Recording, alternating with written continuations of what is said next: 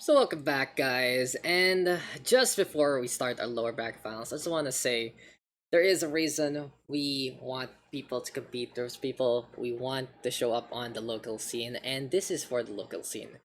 And you just gotta start. You gotta start local, and you gotta support local. You gotta support the people who have worked their ass offs. And if you look at the players right now, all these players have worked their ass offs to different degrees, to different heights, to different achievements. Sure. And some, of course, are more prominent than others, but it would be unfair to exclude someone just because of what they have accomplished, just because of how well they play. And they deserve all the success they're getting, and then they will also deserve any defeat that they suffer from these people trying to catch up. That big moment, hopefully it will happen actually in the quarantine tournament. Not really trying to jinx it or anything, but something as defining like that, it'll be great to see it start local and blossom into something even bigger, into the regional, into the global scene. And that is how we make a proper esports scene, guys. That is how we make our players better, how we keep our scene sustained, is we support everyone and anyone who has really joined and really showed that they want to be part of it. It's all about competition, and here and now, guys, we are going to be going into the lower bracket finals. This is going to be our map pool here between bayagster, as well as Daks, Simulacrum, as well as Golden Wall, and finally, it's Eternal Empire on the list at the tail end. Bans of Purity Industry, Nightshade, Everdream, and finally Zen LE. And this is gonna be a very interesting matchup because this is another PVZ. Bayagster really making it to that top 3, surviving with a Protoss for quite a while. But the thing to note as well is Nuks is looking for a date with Destiny to face off against Ender yet again, and probably this time only gonna do the cheesy antics once. But he has really shown that he is now the master of aggressive Zerg. There were times where you could see it trying to blossom. There were times where he was trying to foster that talent in pretend the SEA Games, that whole training pool. He was really looking to just get better and better on the execution with the pull first, with those nice timings and all the like, especially in a mirror matchup. But right now, he's looking really solid. He's looking pretty exceptional, and he has really gotten the results on the regional scene. If you guys haven't been keeping up in the SCA scene, Nuks has won a few tournaments here and there under the OSC banner, and it has been a very impressive time for Nuks, honestly. We said it before earlier on in his match against Ender. If this is all about momentum, Nuks is the one who has it. But hey, it's time to get into a different game instead. Lower bracket finals coming our way. Bayagster versus Nuks. Winner gonna be facing off against our loser, gonna be going home with the 3rd place, but unfortunately you get nothing for being 3rd place. It's all about making it to the final 2. It's all about seeing how this one is gonna go, and let's get into game number 1. Simulacrum is waiting for us now.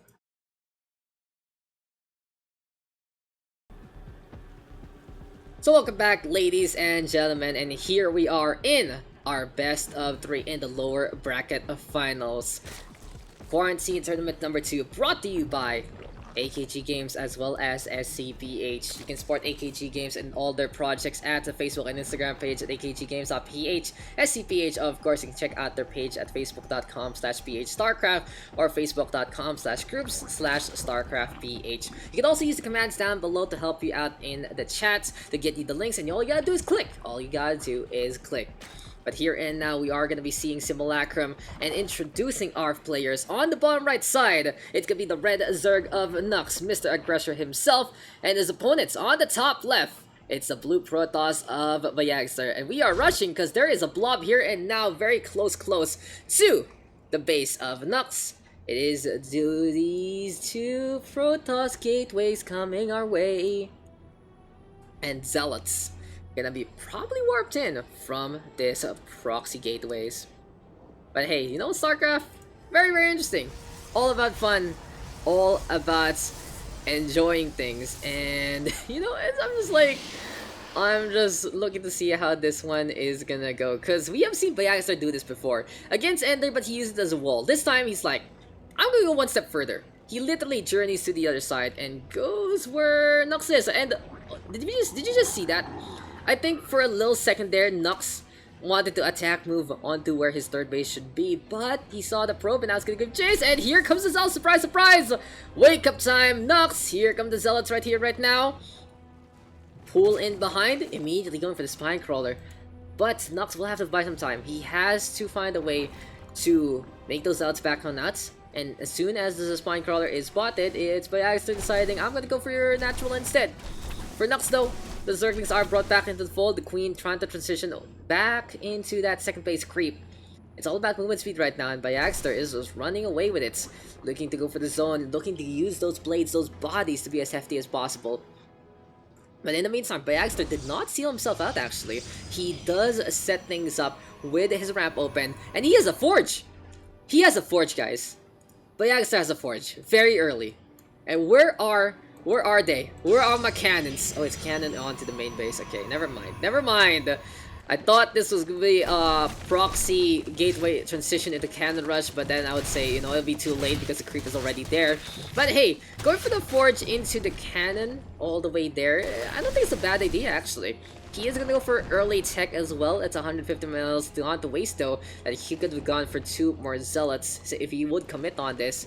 It is a little bit of an issue potentially for bayagster. He's not really fully committing when he is gonna do something this aggressive, something that's cheesy, and usually in instances like this, you do want to utilize all the money you have to try and maximize your economy. But hey, if future-proofing is the way to go, then might as well. bayagster in the meantime though gonna get caught by Nuks, sending in a few of those Zerglings rather, and Zealots now gonna get recalled. bayagster likes to go for that recall, but will be sacrificing these 2 gateways. So yeah, overall, not the best thing from bayagster, but he will go 1 step ahead. This guy, you give him an inch, and he literally jumps a mile. He will go for a gateway, he will go for a dark shrine in behind. And if Nuks goes for the scout yet again, well, this is gonna get spotted 1 more time. Anyway though, still these zealots up on top. bayagster trying to get the zone on, trying to defend. Finals now getting taken down left, right, and center, but beyond that, it seems like Nuks is looking for blood, but might be dead in the water instead. The shadows looking to strike from bayagster's side, and Nuks in the meantime be keeping on up with the economy. Silvo all about retreating, and bayagster setting up 2 gateways out in front. One of the zealots just really plugging that leak, but will fall in the line of duty. Absolute carnage on the outlines of this main base. It's all about slicing and dicing right here, right now. bayagster though, gonna get caught yet again. Beautiful surrounds here from Nuks, and all those outs going to waste. Now bayagster is in a very predicament. It's a difficult spot here for our Protoss, as he is basically relying on those Dark Templar to bail himself out. So when behind, go Dark Shrine, and when you're absolutely losing, go Dark Shrine. Just go Dark Shrine. That is the answer. That is the way. Do you know how to play Protoss? That is the way. And you know what else is gonna be very interesting? Because Nuks realizes that cybernetics core is researching something. I might be able to shut this down with these Zerglings, and he does so. bayagster forgetting to get that warp rate earlier on, and we are back to StarCraft 1, guys. Chrono boosting out something from a normal gateway. 5 minutes in, the Protoss still has have warp gate. This is pretty much Nuks' game to win unless these DTs are able to make such a decisive strike that really just destroys the chances and the psyche of Nuks to begin with. But hey, gateway gonna be there out in front, getting poked at by the Roach. In the meantime, Dark Templar look to infiltrate, and he's gonna expose it pretty early. I would have thought that bayagster would at least get something else in position to try and get things done. The DT right now giving chase, and oh my god, that's 4 Spore Crawlers. 4 Spore Crawlers, and Nuks is gonna actually trap the DT! Wow, this guy, that's just game sense, that's right. That's just absolute game sense right now. He holds position, and I think for Nuks, he was just trying to plug the leak in the first place, but that works too, because the DT right now gonna be in the middle, the Spore Crawler gonna be online, and that will be the takedown there. Here comes the flood of the Zerg as well. 1 DT on the defensive end, actually brought into the fold with the recall, if I believe so.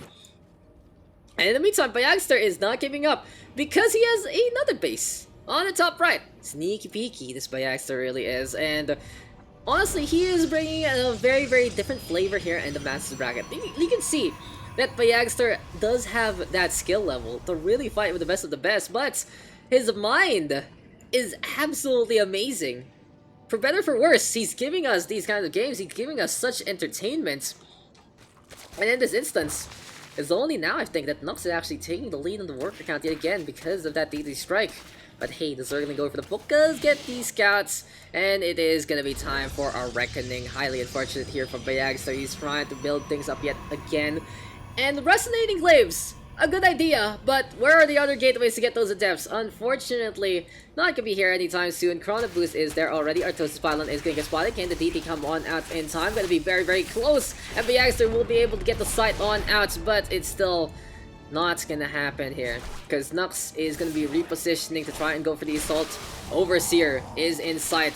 Gets the sight lines, gets the vision, and it's up to the Zerglings and the Roaches to just mitigate this transition. Bayagster though, again using the time and sacrificing the base to build on up one more time on the top left. What a guy this guy is. He finally gets some gateways and it seems like he's finally gonna get warp gates, but Nuks is heavily in favor, like 42 to 2 army. You can see who has the advantage. Is it all these boys or one invisible boy standing on the ramp just waiting for something to happen, waiting for the reckoning to come? And the real question right now is Nuks. Will he bring the Overseer, or is he that confident already that he has shut down the DT threats? Still, Nuks right now floating with a few of these Overlords in position.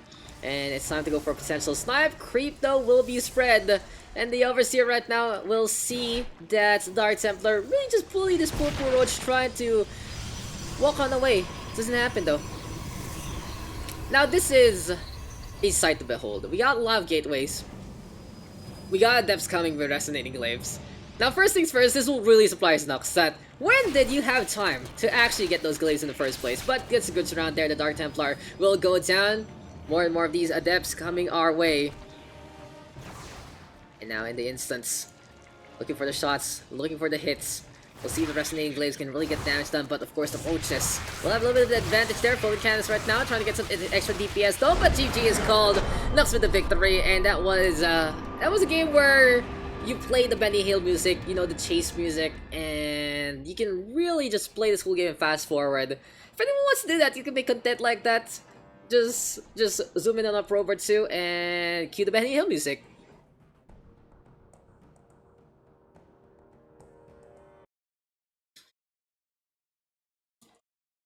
I am entertained. I love Bayagster. He is my number one. No matter who wins this, Bayagster has won my heart. He has made this tournament from solid mechanical time to a very amazing session. You know, it's been something. It's been something from Bayagster. And it's great to really see him not only support the tournament through his financial aid, but also support the tournament by giving us some real things, you know, some real enjoyments, some real well, legend. What an absolute legend. Cheeser, mga cheeser. All these cheesers. One more time. Let's go, boys. Let's go. Let's go. So our next map is going to be Golden Wall. Bayagster's like, go Terra Nuks, go Terra Nuks. So, it seems like unless Nuks is actually gonna get caught for a surprise here, he is gonna be looking to get into a date with Destiny against Ender in the grand finals. But this Bayagster, man, Bayagster played to his namesake, really just busting up balls here, and I hope you guys are having a good time. I hope you guys are enjoying the Bayagster show. It's so enjoyable. I'm having a good time. I have not fallen asleep or anything, that's for sure. But okay, we go again. Game number 2. Cool off and cool down as we get into Golden Wall. So welcome, guys. I love StarCraft 2. StarCraft 2 is a great game. StarCraft 2 is a great game that I do not want to play, but also want to play at the same time. You know, when you watch StarCraft 2, you see like, oh guys, these guys do such amazing things, and when you play, you just get stressed. And then you just Taro Bayagster. And just realize that you suck, and then you just realize that it's all your fault. And StarCraft 2 is a game for masochists. Like, if you pretend to compare it to something like Overwatch where it makes you hate other people, StarCraft 2 makes you hate yourself if you know, but the highs are highs, and the enjoyment is truly a thing. And thank you guys for playing this so I can give you guys a cast 2-bit hold. But introducing first on map number 2 here on the western side of Golden Wall, we got the red Zerg that is Nuks. And Mr. Aggressor himself still gonna go for that pull first into the hatchery. Bayagster in the meantime, onto the right hand side. Yo, I love me a good clown fiesta. And Bayagster, come on guys, like, no joke, Bayagster is actually executing well in a few certain senses. He does have the skill level to actually brawl with the best of the best, and his mind is absolutely crazy, so it's been entertaining. He does slip up from time to time in terms of decision making, just like, if you really want to take it objectively. Earlier on in Simulacrum, I would love to see him get a few more DT, because Nuks was not expecting that whatsoever. He really thought that he was able to get the shutdown, and he went for the main base, saw everything going on. It's like, okay, it's pretty standard, that kind of thing. If Bayagster got maybe 2 more DT, maybe a third, that could have really shut down anything from either of those bases. And I feel like it could have been a missed opportunity there for Bayagster, but hey, it got really entertaining, and the Adepts with Glaives out of nowhere, just the icing on the cake. But right here, right now, we are gonna see an Adept getting Chrono boosted out, so it finally seems like Bayagster is gonna change things up just a little bit. Very interesting though, he does set up 2 more pylons. He is already future-proofing it again. And the thing about Bayagster, he knows he can't move that solid out because Nuks will just move on in. I know, because I've done that before, and I remember it to this day. I remember to this day. Like I said, guys, StarCraft 2 is a game for masochists. But hey, production tab for Bayagster actually pretty big. He's gonna go for a second Nexus here and now, and will actually force Nuks to go for a third. Because Nuks realizing that Bayagster is actually playing a little more standard yet again. He's expecting the antics to happen later into the game rather than early on. And for Bayagster, we have seen that he is a very, very potent defensive Protoss player. He is really good at holding the line against many different things, and even though some of his choices in terms of unit compositions are pretty old school and pretty outdated, well, or pretty out there with the amazing mothership Blink Stalker, but well, you know, Bayagster is able to execute to a certain degree. So before you guys write off Bayagster, he can still do something. Like, he can still show on up and really surprise everyone. But of course, the advantage right now and the expectation has to be on Nuks. He's the one who has been really tearing a path of destruction, and he is the defending champion. Have you guys forgotten that Nuks is the defending champion of this one? And he is looking to hold on to his crown and actually potentially get a revenge match against Ender. That would be very interesting to see. But Bayagster gonna go for the scouts, hallucinate the Phoenix flying on around, and into the Oracle we go. Now I like how Bayagster even plays this even more cheeky. And look at Nuks, he is very paranoid. He is expecting something to show up. He is expecting Bayagster to be somewhere where he's not supposed to be, even in the darkest recesses of Golden Wall. But I'm trying to say, so Bayagster goes for the hallucinated Phoenix, and this might be Nuks not expecting any real Phoenixes for a little bit. Oracle though looking to fly on over, and this will just be the initial strike to get a few picks here and there. Now they're starting Oracle, and then get supported by the Phoenixes to try and really get the hamper onto the middle line. Gonna be a big thing. But at the same time, did not see this coming. So the Cybernetics core is rolling around, but you already see Warp Gate, so it has to be an air upgrade, and there will only be one reason you would go for an air upgrade to begin with. But Nuks immediately reacting. That's a very quick APM, honestly, there from Nuks. Such a quick reaction to spot out the Oracle and immediately back on out. No Spark Crawlers still though. The Queens are pretty confident they can get that defense on, and this is the opportunity for Bayagster onto the natural instead, because Nuks has forgotten that there is no Queen on that second base. Shots now, vaporizing everything. Pulsar beam into this one. Looking for another drone, and here we go. It's gonna be a handful. Courtesy of Bayagster's Oracle. Pretty potent there, not the worst for wear. Looking for another one, a little too greedy perhaps. 12 HP, surviving to live to fight another day. Now, saving the Oracle is a good thing for any Protoss player, because the Revelation and the Stasis Wards are just some utility you want to have as well into the future. By the way, right here, right now, we'll see a pylon in behind. And I do just want to expand a little bit on the history of Bayagster. If you guys were in StarCraft in the 2000s plus. Mr. Bayagster was really one of the best of the best. Wings of Liberty days, he was actually one of the best. Playing a, he was playing a very standard. If I, am I wrong to remember he was playing Terran for a bit, or was that Blazer? But yeah, he's just so familiar with the game. He has been a long time veteran. And he has made it to the semifinals, to the lower bracket finals for a reason, even with his antics. Mass Phoenix right now coming online, taking care of these overlords. And what is Bayagster gonna be doing next after this one? He's keeping up with the Phoenix production, and he's gonna go for Twilight Council. Now, this might be Adepts, this might actually be Blink Stalker as well, or this might be DT.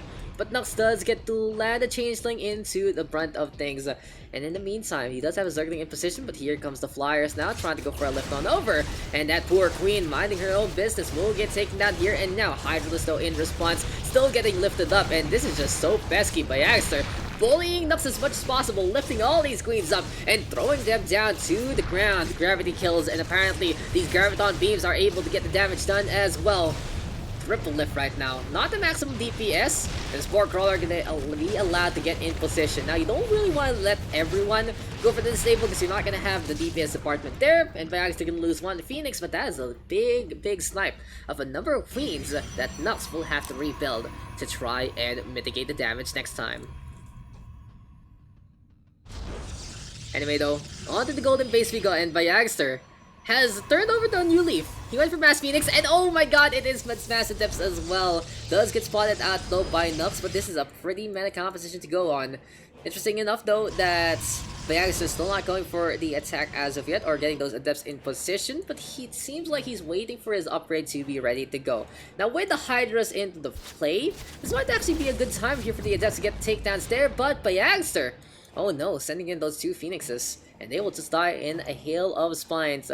Now, since Nuks got the scouting information that he needed, he does have the Roach Warren in position, and he will go for some Roaches to try and mitigate that damage later on as well. Flying on around, gets a Graviton Beam onto these Extractor drones, and the Hydras with the Star Step, always beautiful to see. Those spines lift on over. If I remember correctly, they already got the upgrades to go in for them. Yeah, they do have the Groove Spines, not yet with the Augments to go faster though. It seems like it's not the most important thing in its arsenal. The range, a lot more potent right now, especially as Bayagster is trying to fly on around with these Phoenixes. But he's still gonna go for it. Nuks double pumping out, or rather getting those two upgrades with a single pump. But in the meantime, more and more of these Adepts in position, and it seems like Bayagster is waiting for a different kind of timing. He is gonna go for +2, and Bayagster, double Stargate. It's double Stargate again. Are we gonna see the Mothership? But it's double carriers. A very interesting composition here for Bayagster. He is on 3 base right now, and his economy can keep up with this. And he does want to get this third gas though. He wants to make sure that he has enough to build those carriers into the future. But here on Golden Wall, there are these mineral fields, and this is a pretty good expansion. This is a pretty good movement here from Nuks actually. Gonna be looking to get in behind perhaps of that Golden Wall, but he's looking to try and get on through to the other side instead. Now he can drop those Roaches in behind. The Zerglings can't really do anything in this response, but it's gonna be free damage from the south side of the wall. Forcing the pull already. Good call there from Nuks. Bayagster in the meantime, really responding in kind, gets the Graviton beams on, but the problem there is just there's no damage whatsoever, and Bayagster has actually mined out the south side of the wall, and the carriers can arrive, exposing themselves to the Roaches. What is the plan here for Nuks? He has to respond in kind, he has the range composition here and now between the Hydras as well as the Roaches, but he wants to go for Spire. He wants to get some Corruptors out and about to try and get the pickoffs onto those capital ships. Bayagster though, still having a pretty bulky army, but Nuks in the meantime has he's actually mined this out. This is the first time I think I have ever seen Golden Wall actually mined out like this. That is so interesting. This is a very different dynamic from any kind of Golden Wall match I have really witnessed. And thank you to Nuks and Bayagster for giving me a different flavor of ice cream here and now. Speaking of ice cream though, it might be the melting point of Bayagster. Nuks trying to climb up the ramp yet again. 13 probes already going down. The Phoenix gonna be scouting around. One quick 8-click should be able to get the takedown there, and there you go. Still, the Adepts right now in position. They're gonna be shading on over to the other side. The transfer though gonna be linking their minds all the way back to Ire, because those Adepts really taking the brunt of the damage in that scenario. Still though here for Nuks and Bayagster as they've tried to get on the way. You can see that there's a very distinct funnel I feel like that one of these two players can exploit with a little bit of AoE to try and slow things down, or at least get a big boom like a disruptor or some fungal goat on the infestors. Not a bad idea to try and use that part of the map. But hey, bayagster is defending the front line with these cannons and defending the back, defending the skies with the carriers to boot. In the meantime though, +2 right now gonna be coming online for Nuks as well. And this is just gonna be the south side of Golden Wall under the rest yet again. Still right here right now, Nuks piling on the pressure. Worker counts heavily in favor of Nuks. He has been in the lead so far in that economy. And bayagster is just really building up an army that he wants to sustain. He wants to keep alive. Any single trade will never go in favor of bayagster at this rate. Because look at those bases already for Nuks, as this next base gonna go down again on bayagster's end. He has 1, 2, 3, 4, and 5 up and running. Complete control on the western side of Golden Wall. And Nuks is in a pretty prime spot. He's on 70 workers right now. He can go for that 80 just to be safe. But if he doesn't want to play the aggressor, he can go for 130 army instead. In this instance though, we'll see how this is gonna pan out into the middle of Golden Wall right here, right now. Transitioning on forward into the front lines. And it's gonna be a big boulder looking to roll on over these cannons. Damage now being done, Corruptors up on top as well, blowing everything to smithereens. Pylon's gonna be able to get the snipes as well. And this is the Nexus points under the rest. And bayagster really needs his base. This has been a big part of his economy. These rich mineral fields have been such a solid investment for him. But bayagster does not give up. He is gonna say, no, I want to get this expansion. And now it's time for the big brawl onto the south side of Golden Wall. Actually in the center, in the thick of things. Corruptors still getting damage done onto those carriers. Guard Shield keeping this up. And it's Nuks looking for his Ferrer. He has to disengage, he has to retreat. But these are the picks that we're looking for, and these are the picks that really matter. Taking care of those carriers are actually huge, because Nuks is happy to trade. Nuks is happy to recycle those units. But bayagster is still gonna have one chance at this. If this attack works out, he might be able to come out with the victory. We'll see though how this is gonna work. It's bayagster right now going for the harassment onto the gold mineral base. Nuks has to play this smart. He can't just run on in and allow all these units to die, because this is still a scary death ball courtesy of bayagster. He doesn't have Blink Stalker, no charge lot, but he does have Resonating Glaives instead. And for the time being, bayagster gonna be looking for a little bit more. Dropping on down, sees the Nihilist network, but it seems like a fight is gonna be in order. Force fields right now on the left hand side, but they the DPS. It's a pretty good cut there from bayagster's side, and Nuks doesn't have the Ravagers to actually blow those force fields up to begin with. Smart plays here from bayagster. Nuks right now hanging on back on the other side, and he realizes the situation. He has to go for Ravagers right now just to shut these down. These abilities, these force fields, so pesky, and the Nihilist network gonna fall on over as well. Good shot down there from bayagster. Nuks right now trying to go for the concave, and it's looking pretty hot here for both of these players, but oh no, bayagster losing out on everything. Nuks having a lot more there, and the Ravagers making a big difference. The Hydra's in behind as well. Positioning is key, and Nuks gonna be able to take that victory. He will move on to face off against Ender in the grand finals, and bayagster putting in a show there, a different kind, reminding us that he still has it in the bag, and he is going to be able to really put up a fight against anyone and everyone in these brackets.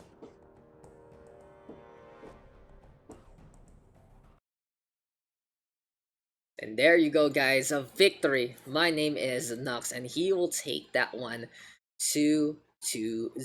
Very well done there by Nuks. Just figuring things out and how to really fight against whatever his opponent wanted to bring to the table to begin with. It was an amazing time for bayagster. It was such a show, but in the end there can only be one winner, and only one can move on over to our grand finals. Ender versus Nuks. Pretty much the expectation there of many. The defending champion versus the king of PH. Hello Yui, why are you on the laptop itself? Do you want aircon? But a quick little recap here and now of our results. Simulacrum and Golden Wall taken here by Nuks. In the meantime, Eternal Empire not gonna get played on at whatsoever. It has been an interesting time, and the lower bracket finals has been honestly such an entertaining session to check out. And this goes to show how the quarantine tournament can really go, with so many of these familiar and old faces coming on back to try and come into the SC2 scene. But hey, Quick little shout outs yet again to our sponsors, AKG Games. Check them out at facebook.com as well as instagram.com/AKGgames.ph. Community sponsors as well, DSLS Missile, Super Balls, bayagster Pole, and Destroyer PH. I've been Dax, and you have been enjoying the quarantine tournament so far on this stream here at twitch.tv/Daks PH. But stick around, guys. We will be getting into the grand finals very, very soon. It is going to be a best of 5 between Ender and Nuks. No map advantage there for Ender. It's going to be a solid, straight BO5 winner. Going to take our grand prize of 2,500 pesos. Loser going to be going home with 1,100, and that is going to be a very, very interesting time into this one. We'll see how that ZVZ is going to unfold. Expect some quick action. Expect some quick fights. So keep your stream on and keep tuning on in for our return.